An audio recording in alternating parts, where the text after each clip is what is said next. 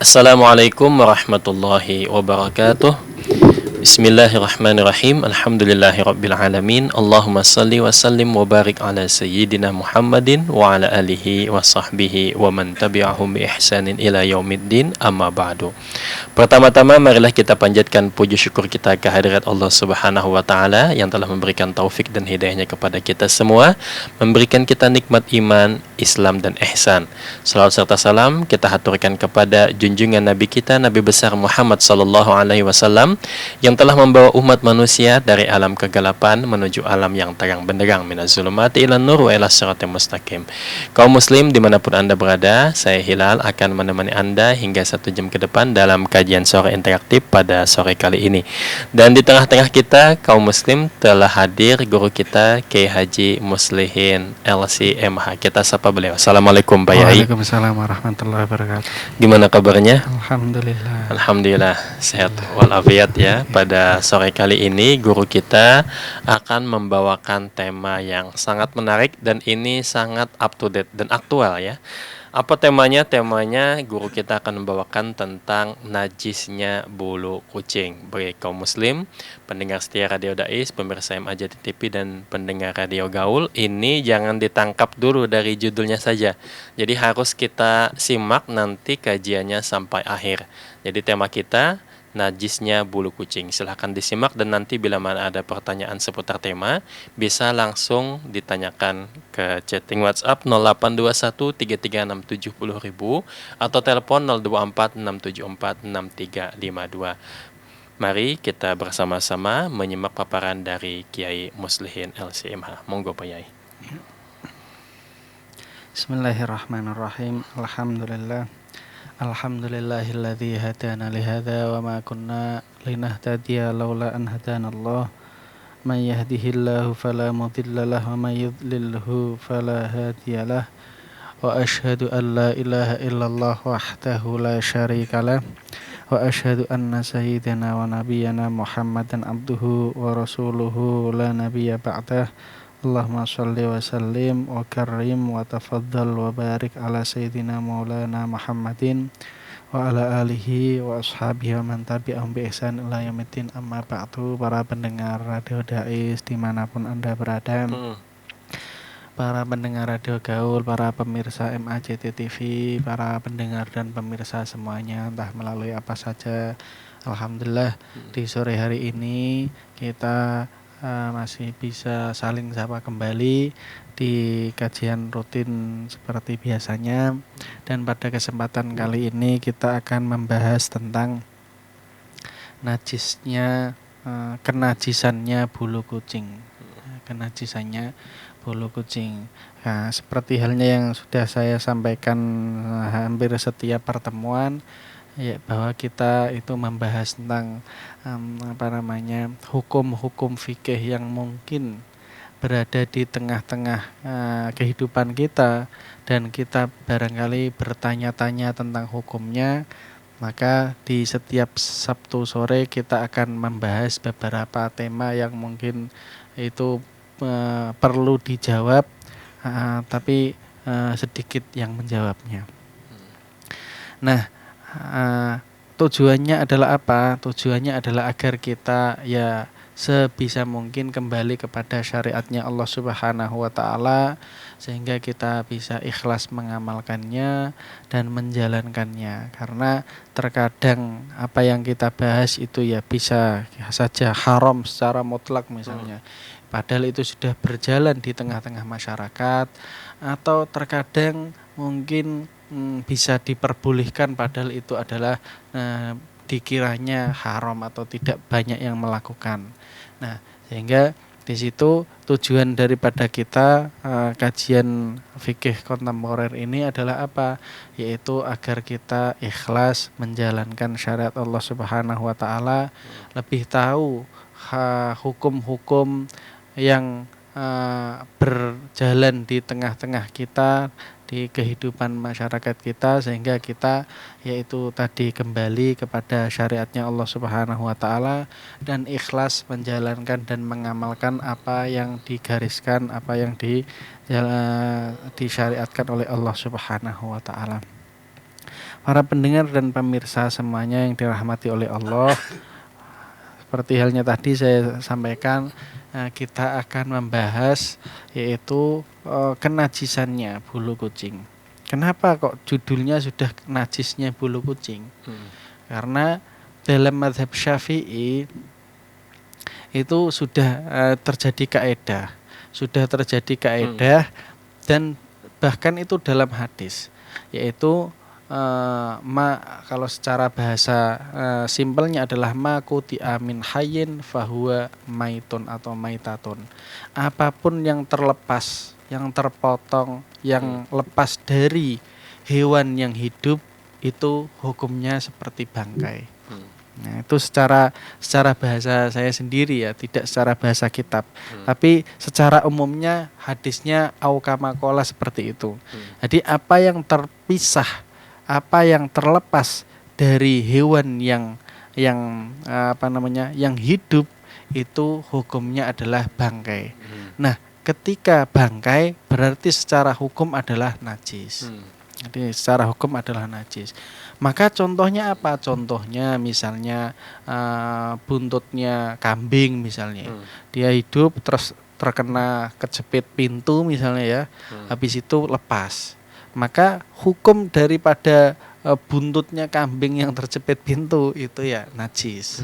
Nah, itu hukumnya adalah bangkai. Contoh lagi misalnya sapi terkena potong gergaji mesin atau apa misalnya ya, pokoknya apa yang terlepas dari hewan yang hidup itu hukumnya adalah bangkai. Bukan hanya daging tapi juga yaitu bulu. Nah, yaitu bulu. Maka bulu ketika lepas dari hewan yang hidup itu hukumnya juga bangkai, hukumnya juga najis. Contoh, di zaman dulu ada orang-orang yang ider, orang-orang yang berjalan keliling yaitu apa? Mencari lar entok. Tujuannya adalah apa? Mereka itu pengepul ya, tuh nanti disetorkan kepada pabrik-pabrik sulak dan sebagainya. Lar entok itu apa? Enggak tahu larnya entok. Ini yang lain tahu ya. Sayap belakangnya angsa. Entok. Iya, betul. Ya. Jadi nanti ada pengepul yang mungkin muter ke masyarakat, ke kampung-kampung. Siapa yang jual larnya itu, apa namanya itu? Ya, bahasa Indonesianya itu tadi apa tadi? Ya, sayapnya atau apa itu. Nah, itu kan nanti yang punya entok, yang punya bebek atau kadang ayam jago itu dicabut hidup-hidup, dipegang terus dicabuti hidup-hidup. Nah, dari situ kan apa yang terpotong, terlepas dari hewan yang hidup tadi, secara kaedah umum dan kaedah asal dari mazhab Syafi'i tadi adalah yaitu haram. Haram bangkai. Nah, sehingga apa? Sehingga itu adalah bangkai. Otomatis juga tidak boleh dijual, tidak boleh dimakan, apalagi juga kaitannya dengan dibawa. Nah, kenapa kita membahas tentang kenajisan bulu kucing? Apa toh kaitannya dengan kehidupan kita? Ya, karena memang kucing itu sebagian dari masyarakat kita itu ada bagi dua ya. Yang satu geli sama bulunya kucing, yang satu sangat senang sama bulunya kucing.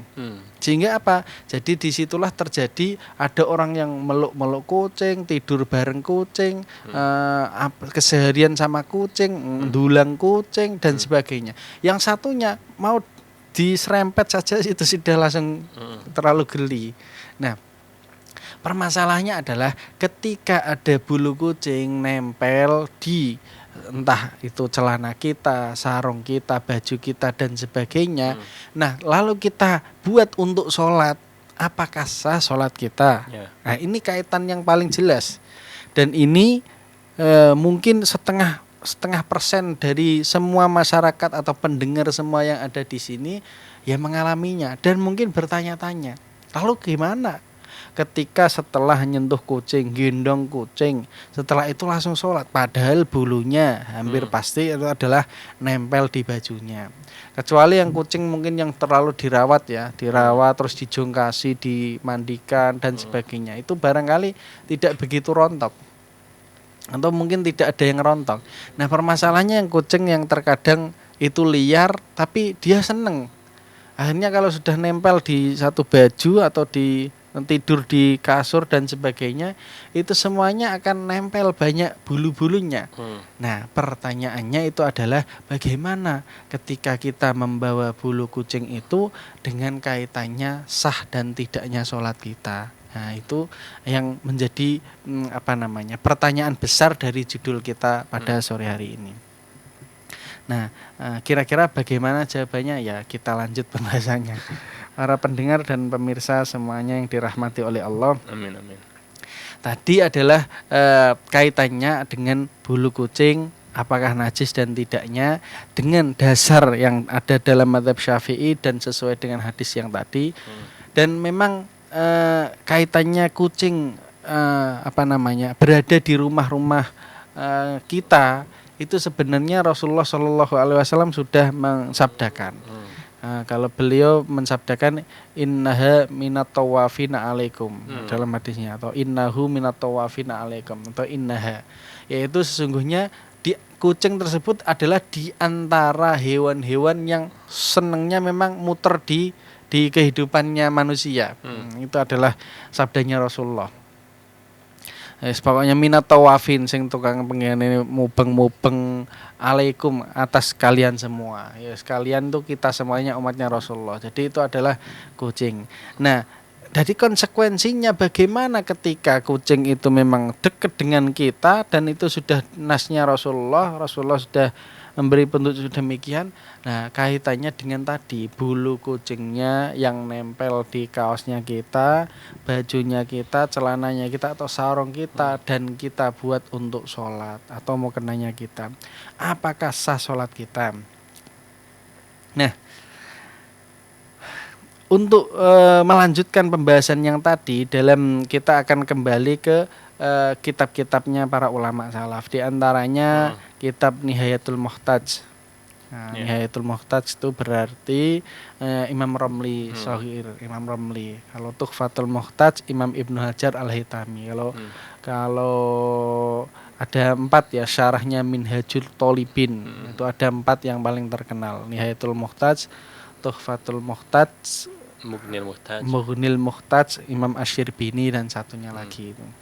Nah, Nihayatul Muhtaj dikatakan wal juz'ul munfasilu bi nafsihi au bi fi'li fa'ilin minal hayawanil hayyi kamaitatihi. Judulnya dalam kitab Fathul Qorib pun seperti itu. Adapun bagian yang terpisah, entah itu terpisah dengan dirinya sendiri atau terpisah sebab perlakuan kita. Seperti halnya contoh tadi kucing misalnya, sebab kita jongkasi atau memang pas nempel atau pas geser terus nempel. Nah, bulunya nempel itu kan lepas dengan dirinya sendiri. Minal hayawanil hayyi, dari hewan yang hidup. Itu entah apa saja itu. Kamaitatihi, seperti halnya bangkainya. Hukum bangkainya. Toharotin wadiddiha,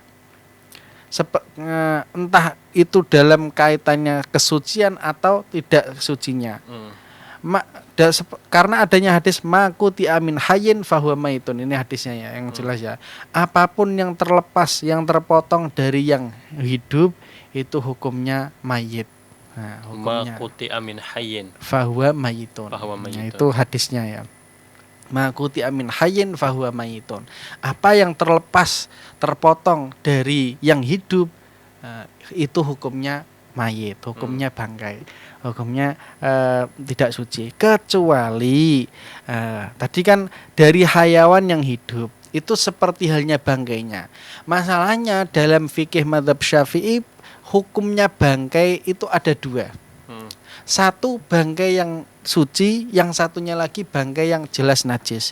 Yang suci hanya beberapa saja, yaitu hanya ada 3 kalau dalam kitab Fathul Qorib ya, yaitu belalang.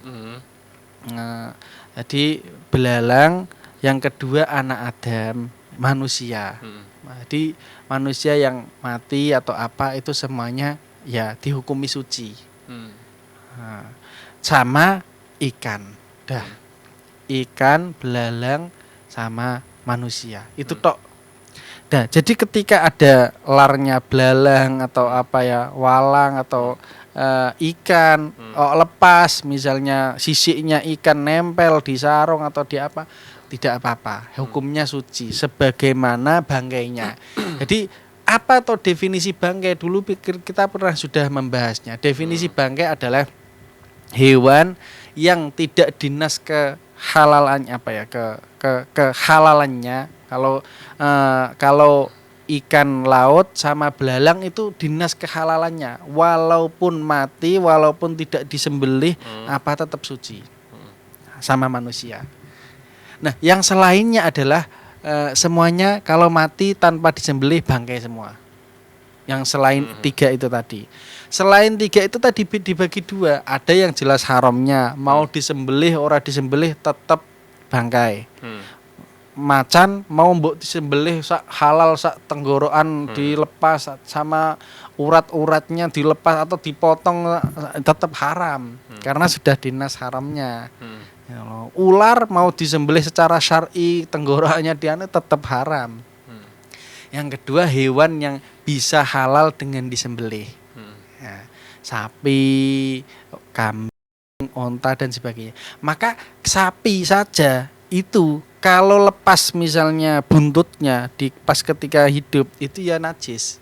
Kecuali sudah disembelih, nah lepas dari setelah sembelihan itu bisa dihukumi suci.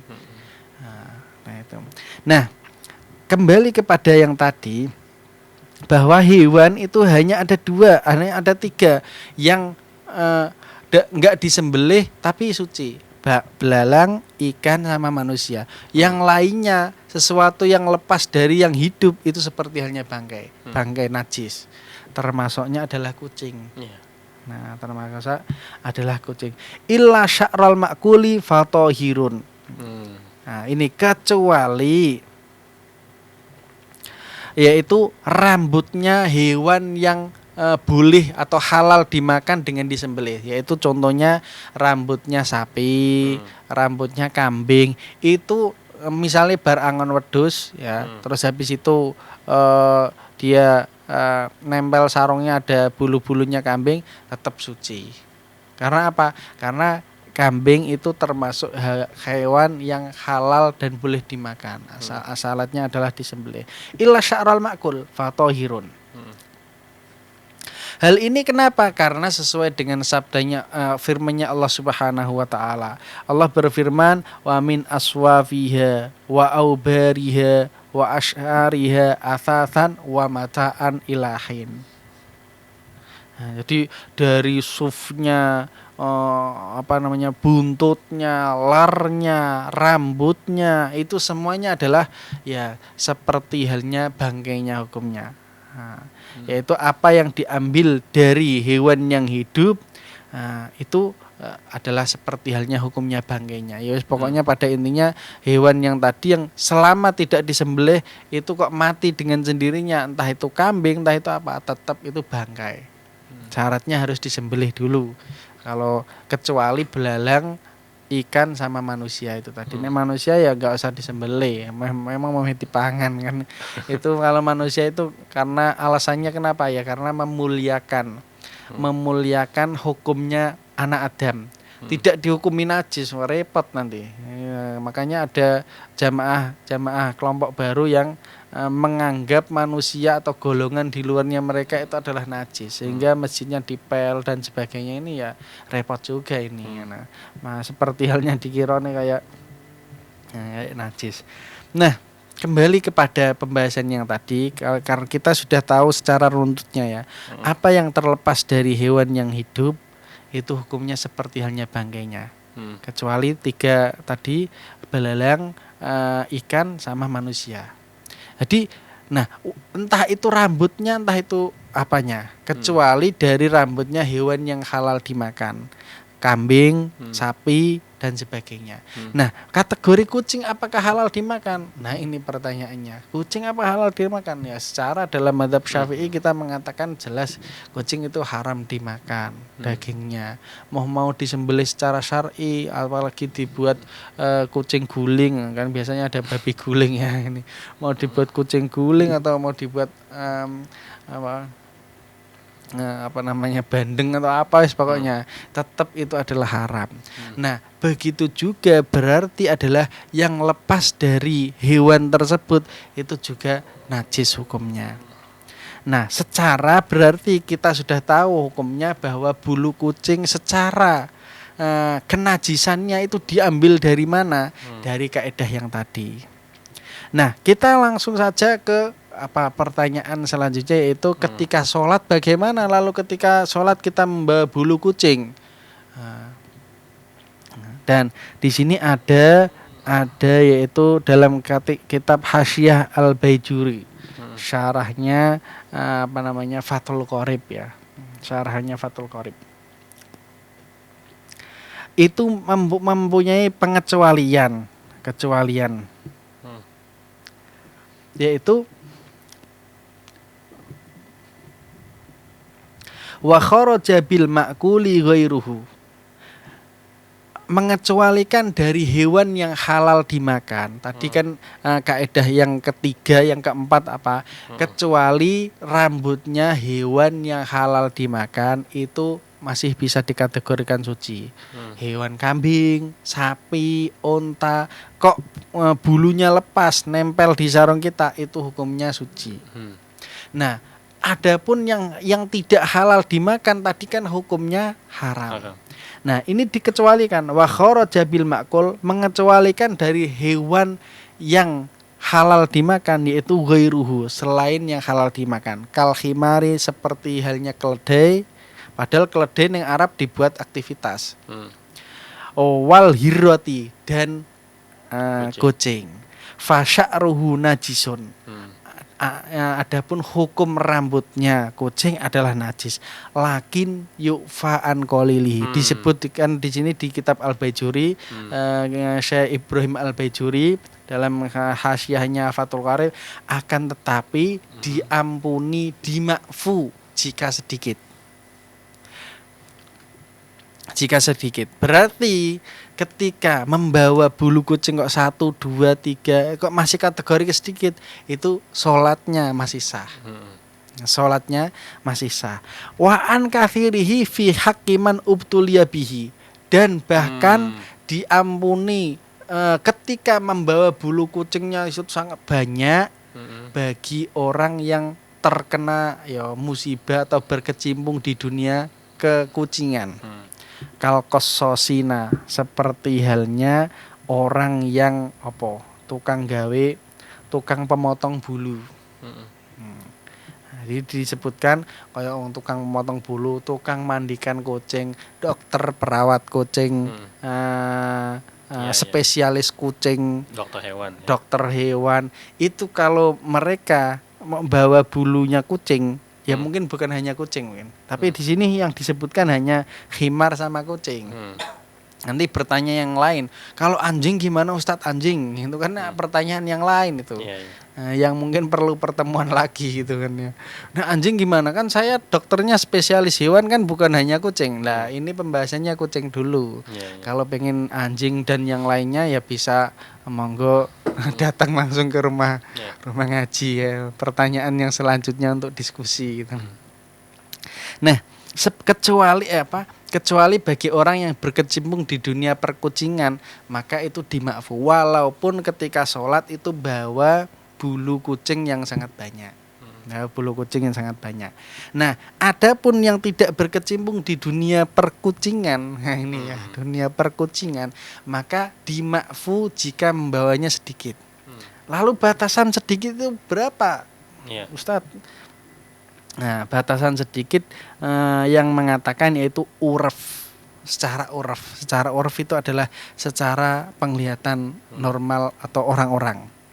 Ketika orang-orang mengatakan, kok sarungmu akeh bulu kucingi? Nah, ini Ketika orang-orang mengatakan kok sarungmu banyak bulu kucingnya, memang bareng ngopo? Nah, ini berarti bisa dikategorikan bahwa dia membawa bulu kucing yang banyak, sehingga apa? Sholatnya tidak sah. Kok sarungmu ono bulu kucingnya? Lah nek kata-kata ono berarti kan sidik. Berarti kan sedikit. Maka yukfa, hukumnya masih ya najis tapi yukfa, diampuni, masih lumayan ini. Nah, ini dibuat kesimpulan terakhir, yaitu apa tadi? Yaitu bahwa bulu kucing secara hukum asal adalah najis. Karena terlepas dari hewan yang hidup dan kucingnya tersebut tidak termasuk kategori hewan yang halal dimakan. Nah, akan tetapi menurut Syekh Ibrahim Bajuri atau mungkin dalam kitab-kitab yang lain yang belum disebutkan, itu yukfa, diampuni kalau hanya bawanya bulu kucing itu hanya sedikit. Diampuni apa? Ketika sholat masih tetap sah. Apakah najis pakaiannya? Tidak terkategorikan najis, dan sebagainya. Tapi kalau bawanya banyak, habis ditiduri kucing akhirnya kan bulu kucingnya nempel banyak. Nah, itu berarti pakaiannya pun ikut najis. Ini bukan hanya kaitannya dengan sholat loh ya. Ketika biasanya malam kucing itu tidurnya di atas kasur misalnya, delalah kebetulan di atas kasur ada bajunya kita yang mau dilempit atau mau disetrika. Nah, akhirnya nempel lah bulu kucing yang sangat banyak, maka itu dihukumi najis dan harus dicuci lagi berarti. Nah, ini kan ilmu baru yang mungkin kita sebenarnya ya nggak ngelegewo dari kita, tapi ini sangat penting. Nah, tapi ini sangat penting sehingga kita harapannya tadi seperti halnya yang saya katakan pertama kali, dan setiap Sabtu kenapa kita membahas yang seperti ini ya biar kita sedikit tahu tentang hukum syariatnya Allah Subhanahu wa taala, sehingga tujuannya adalah apa? Tetap yaitu kita agar biar ikhlas mengamalkan menjalankan syariatnya Allah Subhanahu wa taala ya. Baik Kiai Muslihin, ini tadi dijelaskan bahwa bulu kucing itu bila mana menempelnya itu banyak di kita itu hukumnya najis kan. Kemudian bagaimana cara mensucikannya itu? Nah, tadi kasusnya kita tidur di kasur yang sebelumnya pernah ditiduri kucing. Apakah itu bajunya kita ini cuma dikibah-kibah saja, bulunya lepas, atau bajunya ini juga harus dicuci seperti itu? Berarti adalah ya memang pembahasannya berlanjut ya. Bagaimana solusinya ketika bajunya itu ya secara dohirnya itu sudah tahu, bulu kucingnya banyak sekali. Padahal hukumnya najis. Nah, caranya bagaimana? Ya, yang pertama adalah ya bisa saja dicuci langsung. Nah, insya Allah setelah dicuci ya bisa lepas lah. Kalau tidak ya paling tidak adalah disikati. Sehingga apa? Masuk dalam kategori yang sedikit. Biar diampuni. Karena untuk menghilangkan 100% bulu kucing itu kayaknya sangat sulit. Maka ya paling tidak disikati atau dikibas-kibas kalau memang itu bisa keluar dan masuk kategori yang sedikit, berarti ya masih diampuni, masih yukfa. Kalau tidak yang langsung dicuci.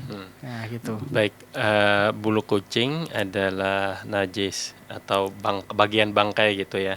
Kemudian bagaimana semisal kita pada saat menjadi imam sholat, biasanya itu mikrofon ditaruh di sini. Nah, lalu talinya ini, jadi badan kita memang tidak memegang, tidak ada bulu kucing, tapi tali mikrofon ini ada bulu kucing nempel di situ.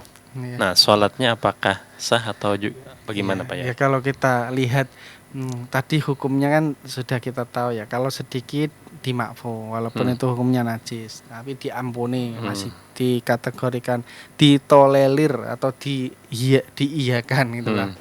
Nah, kalau banyak itu. Nah, berarti pertanyaannya adalah kalau memang itu nempelnya ya bulu ada, kalau kata-kata ada tadi kan saya sudah mengatakan berarti kan sedikit. Kalau banyak ya berarti banyak. Nah, berarti kata-kata ada bulu kucingnya berarti hanya 1, 2 atau 3 bulu kucing itu masih kategori sedikit. Berarti ketika ada nempel di kabelnya atau apalagi menjadi imam ya masih dimakfu. Kenapa? Ya karena bulu kucingnya hanya 1, 2 atau 3. Ada kan kata-kata ada toh. Tapi kalau nempel banyak bulu kucing. Nah, di kabelnya sehingga orang mengatakan, "Loh, itu banyak sekali bulu kucingnya." Nah, itu berarti hukumnya sholatnya bukan hanya imam ya, tapi hukum sholatnya siapa saja ya tetap tidak sah atau tetap itu batal. Jadi nggak hanya imam, ketika kita sholat kok ndelalah bulu kucingnya banyak nempel di sini misalnya karena malamnya habis ditiduri kucing misalnya, pakaiannya ini ya misalnya. Nah, itu hukumnya sholatnya tidak sah. Caranya agar sah nggak harus dicuci ya tadi. Kalau nggak dikibas-kibaskan kalau bisa atau disikat biar masuk kategori sedikit. Ya. Kalau tidak ya dicuci. Kayak nah, itu. Semisal kasusnya itu bulu kucingnya ini tali mikrofonnya ini ditindihin kucing. Nah, itu. Jadi tidak lepas tapi ditindihin kucingnya. Nah, itu bagaimana tuh?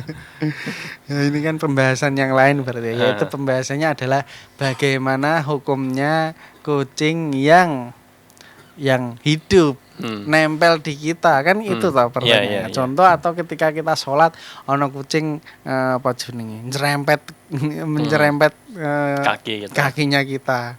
Nah, itu kadang ada orang yang geli dengan kucing ya langsung menjerit, atau yang enggak geli ya mungkin senang dan sebagainya. Nah, itu hampir sama kaitannya dengan kayak bulu anjing ya. Kalau dalam bulu anjing hukumnya adalah selama bulunya itu tidak basah. Bulu anjing ini padahal ini bukan hanya kucing ini. Kok ada anjing cerempet kita, entah kita dalam keadaan sholat tidak, kok selama itu kering, maka kita akan menghukumi tidak nempel atau tidak najis mughaladzah. Tapi kalau bulunya anjing itu kok basah atau terkena rintikan atau mungkin basah sedikit, itu hukumnya adalah najis mughaladzah. Ini hukumnya anjing ini. Jadi syaratnya najis mughaladzah yang ada di anjing, ada di bulunya anjing itu harus basah.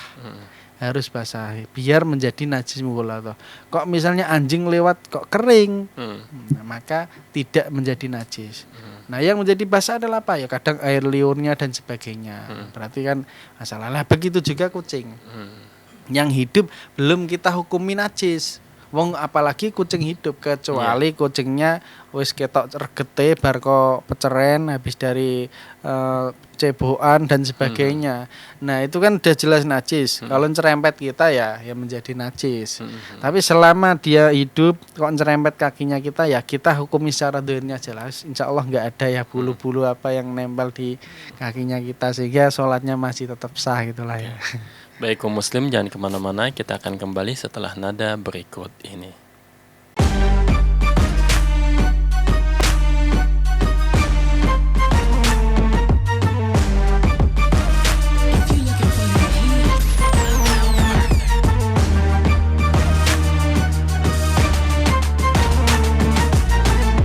Dipancarkan dari Menara Al-Husna. Dipancarkan langsung dari Menara Al-Husna. Menjelaskan dari Menara Al-Husna. Kawasan Masjid Agung Jawa Tengah 107,9 FM. 107,9 Radio Dakwah Islam terdepan dalam dakwah dan nada. Radio Dakwah Islam atau yang kerap disingkat Radio Dais telah mengudara sejak 23 September 2006. Radio berfrekuensi 107,90 MHz yang bertempat di lantai 1 Menara Al-Husna kawasan Masjid Agung Jawa Tengah merupakan radio yang bukan hanya menampilkan dakwah syiar agama Islam, tapi ternyata yang lain adalah Dais menyajikan acara hiburan, pendidikan, dan informasi dengan format Islami.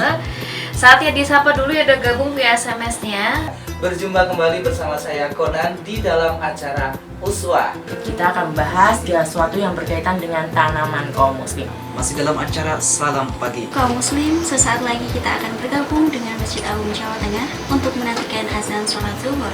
Senang sekali Kak Fajar pagi hari ini bisa menemani adik-adik semua dalam acara siaran anak RA. Selain itu, Dais mempunyai keunggulan untuk memikat hati para pendengar dan berbeda dari radio lainnya, yaitu adanya segmen dialog interaktif mengenai syiar agama Islam yang sangat dibutuhkan setiap masyarakat. Radio Dais menjangkau daerah Semarang, Demak, Kendal, dan sekitarnya. Bagi pendengar yang berada di luar kota, tidak perlu takut ketinggalan berita. Kini, Anda bisa download aplikasi Dais Play yang telah tersedia di Play Store smartphone Anda.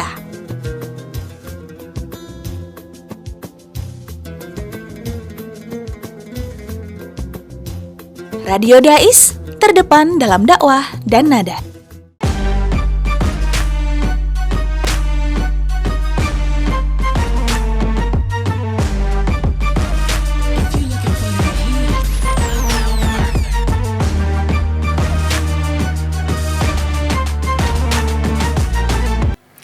Baik kaum muslim, kembali lagi bersama kami di 107,9 FM. Kaum muslim, silahkan bila mana ada pertanyaan dilayangkan ke chatting WhatsApp 0821 336 70.000 atau telepon 024 674 6352.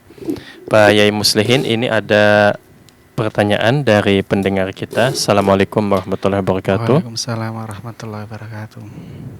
Saya Alim di Izin bertanya, Yai, seorang budak yang disetubuhi oleh majikannya tanpa ada akad nikah, itu hukumnya haram atau tidak? Minta sesuluh, Yai. Ya.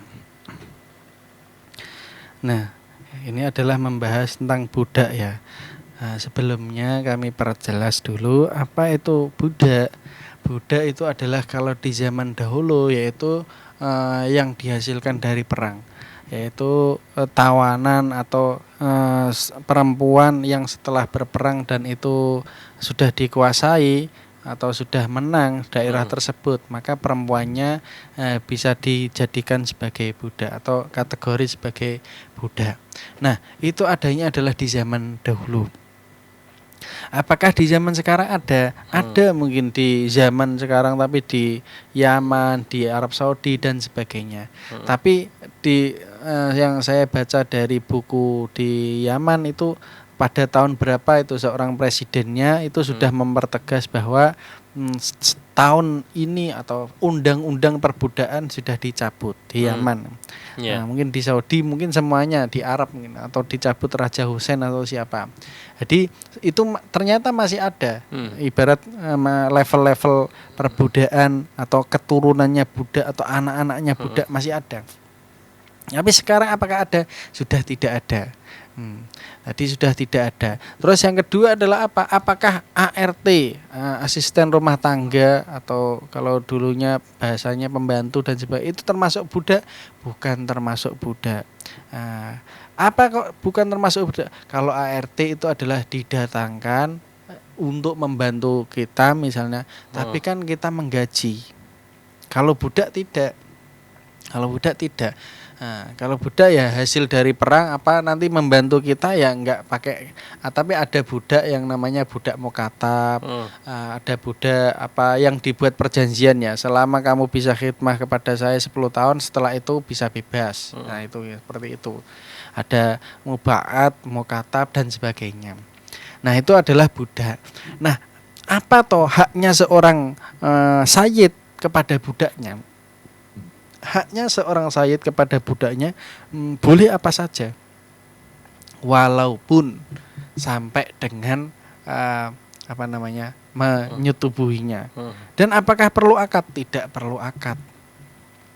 Tidak perlu akad, karena itu sudah otomatis adalah budak, berarti juga otomatis halal juga untuk di bahasanya disetubuhi atau di istimta, kalau bahasa kitabnya di istimta. Nah, apakah itu mana dalilnya? Dalilnya ya di Al-Qur'an disebutkan juga.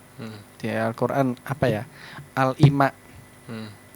Fangkihul ayama minkum, atau kalau fangkihul ayama minkum tafsirannya adalah nikahilah yang suci-suci atau yang mana. Terus dalam ayat yang lain al-hurru bil hurri wal abdu bil abdi wal unsa bil unsa. Ada ayat yang lain az-zanatu waz-zani fajlidu kulla wahidin mi'atal jaldah. Ada yang ayat yang lain yaitu wala tunkihul musyrikita hatta yu'min wala abdun mu'minun khairum mim musyriki walau a'jabakum wala tankihul musyrikati hatta yu'min wala wala amatun mu'minatun khairun min musyrikatin walau a'jabatkum. Nah itu ayatnya. Jadi banyak ayat Al-Qur'an yang menerangkan itu tentang perbudakan. Bolehkah apa? Ya itu tadi bahwa budak hukumnya di zaman dulu ya boleh disetubuhi atau diistimta oleh seorang sayyid dan tanpa perlu akad. Memang itu sudah otomatis karena bukan hanya bantu secara dohirnya atau pekerjaan, tapi ya itu miliknya seorang sayyid. Itulah hukum perbudakan. Nah, tapi sekarang sudah tidak ada hukum perbudakan.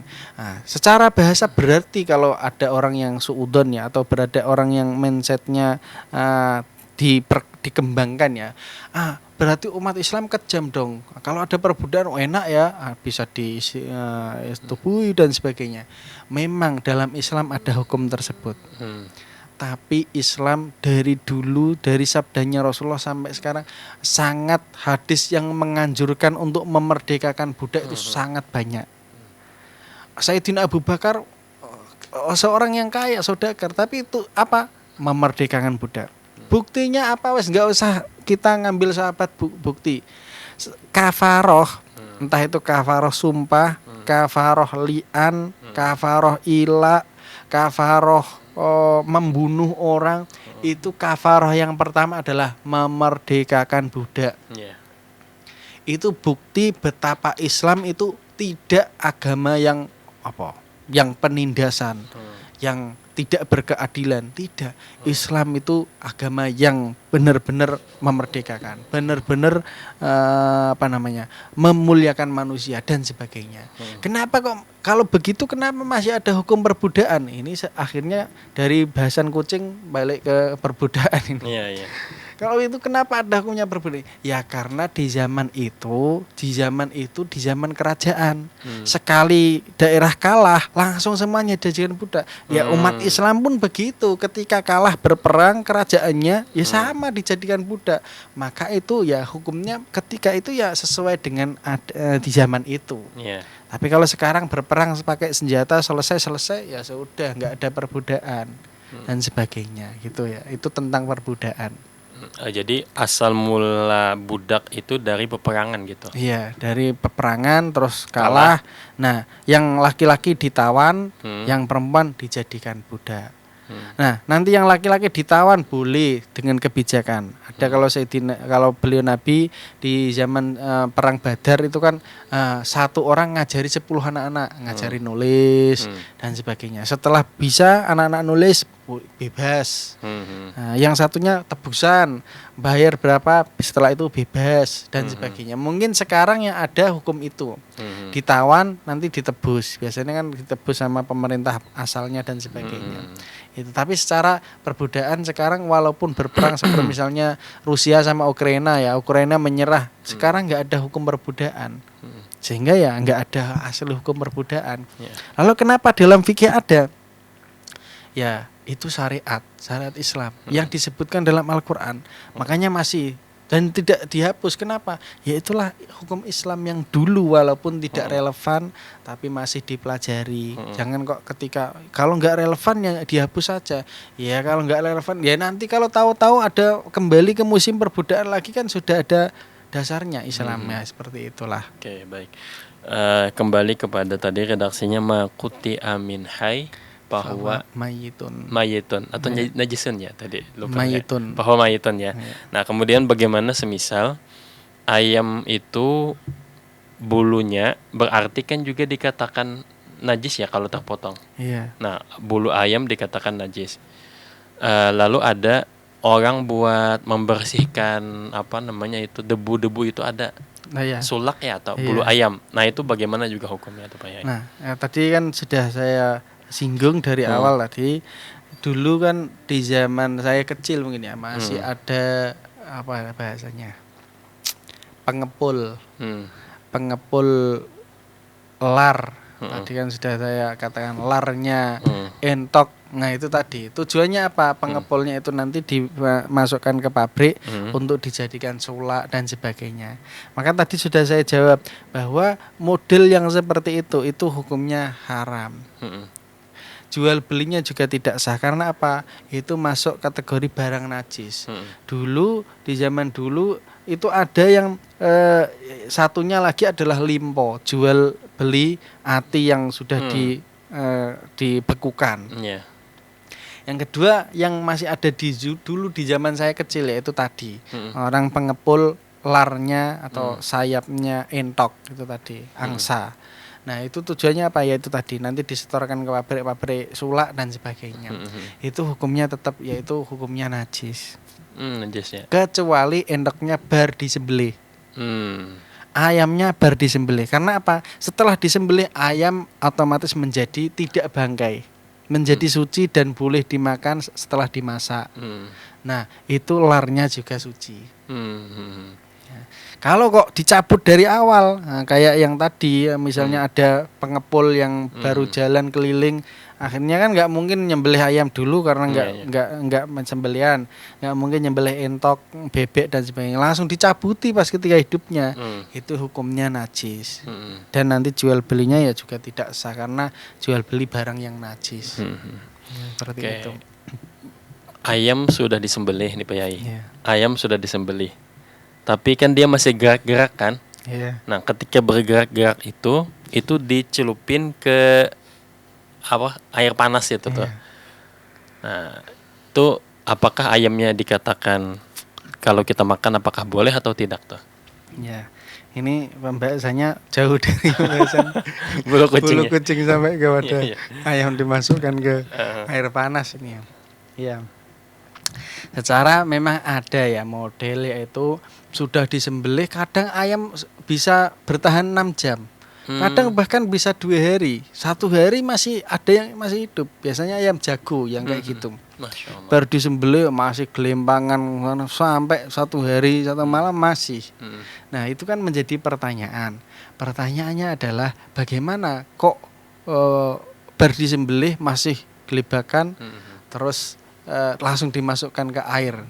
Ini yang menjadi pertanyaan, dan ini pertanyaannya tidak sesimpel yang harus kita langsung jawab, tidak. Ini kalau secara biasanya adatnya orang NU itu pakai bakso masail dulu. Kalau sudah selesai mati dimasukkan sudah jelas. Pertanyaannya kalau masih gelebak-gelebak, bisa saja dikategorikan kalau dalam penyembelihan ayam ini kan karena beda pembahasan ya. Ada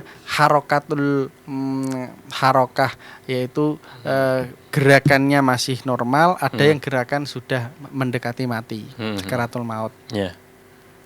Nah, kalau ini ya contoh misalnya ayam yang hidup itu gerakannya masih normal.